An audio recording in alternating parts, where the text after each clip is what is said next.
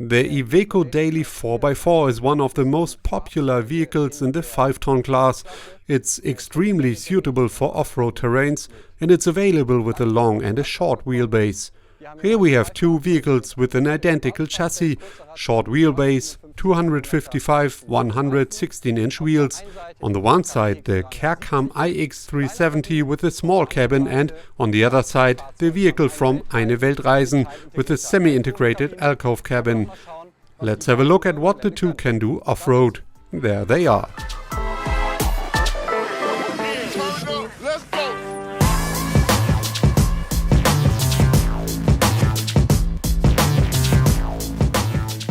Of course, it doesn't always have to be Unimog. The Dailies are well known for their off-road performance. But here, on one of the most challenging proving grounds in Germany, namely Horswalde, the two Ivecos have to show what they're really made of. Eine Welt Reisen versus Weltreisemobil, which is what Jörn Kerkamm calls his vehicles. But actually the two aren't really in competition, as they are worlds apart when it comes to their concept. After all, the Daily by Eine Welt Reisen offers sleeping and seating space for four, while the Kerkamm is aimed at the more traditional two travellers.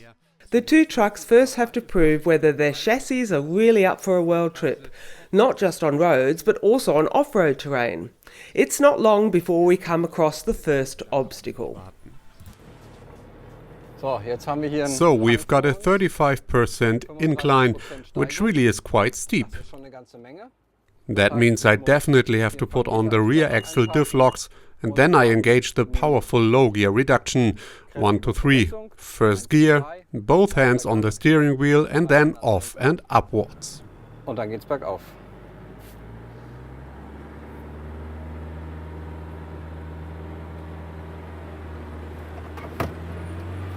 Ganz entspannt. Pretty relaxed, 2000 RPM and we've already reached the crest. Oberseite von der Kuppe. Slopes like this on a firm track and nothing at all to the Dailies. The Kerkamm IX 370 also conquers the hill with absolutely no problem at all.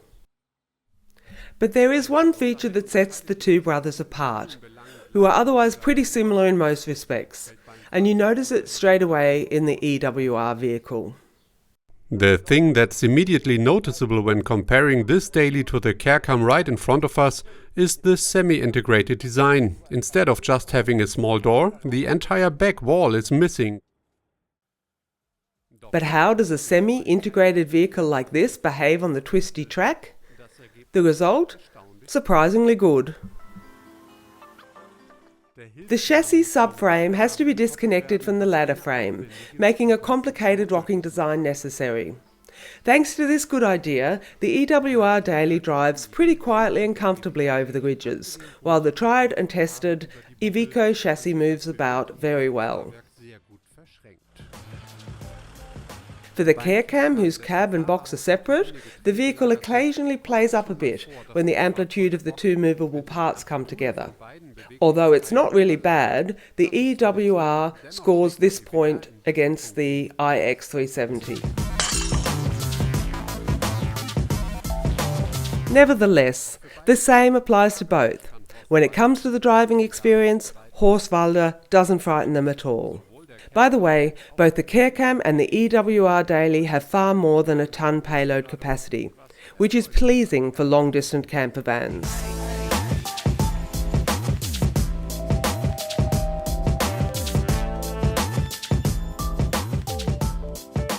But what exactly is the big difference when it comes to the two concepts?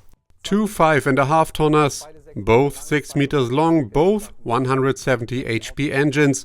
You might think that the two vehicles are comparable, but that's not the case at all. With 3.47 meters, the EWR Iveco from Berlin is 15 centimeters higher and has an alcove with 2 extra sleeping spaces, while the vehicle from Elmshorn by Kerkamm is designed solely for 2 people. One vehicle has traditional square corners while the other has a sloped angle. Here we have pass-through storage space, while the Berlin vehicle has one large storage space underneath the bed on the driver's side. After the driving adventure, it's now on to the area of living comfortably. We're starting our tour in the Kerkamm IX 370.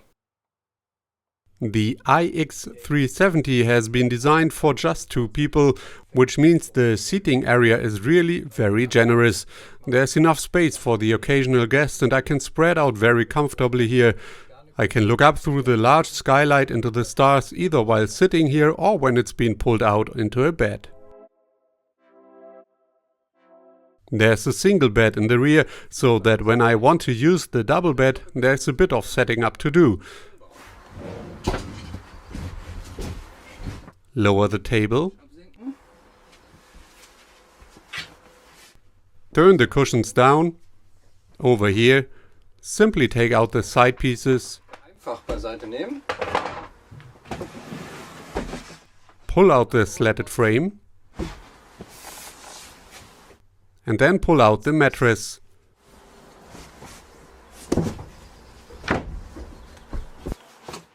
And the double bed is finished.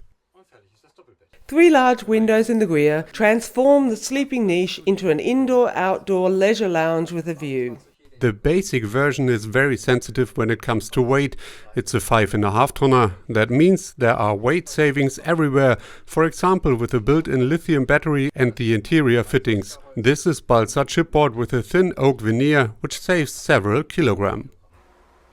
Savings have also been made when it comes to complicated solid wood trim, with this carefully cut and polished veneer. The kitchenette is compact and narrow. Naturally, you have to make compromises somewhere because the length of the cabin is only 3.70 meters.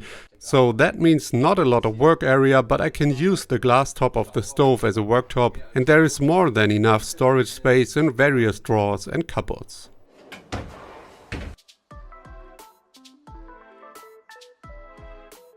One advantage offered by the Kerkamm, and for which it is now well known, is that everything that could potentially break is accessible.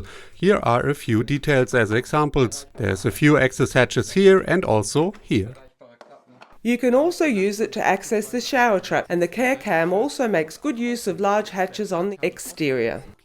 There's really a lot of storage room under the rear bed, 1,800 liters in fact. That's plenty of space for 2 large bicycles. The iX 370 offers enough room for 2 people, as well as storage space. But what's it like in the EWR, which has almost exactly the same base area? So just as we have had a look in the Kerkamm, we are now going to take a look at what the Berlin team have done in here.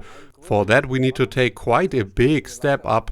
Here's a 2-step ladder. It's pretty high up. The interior layout is familiar from camper vans.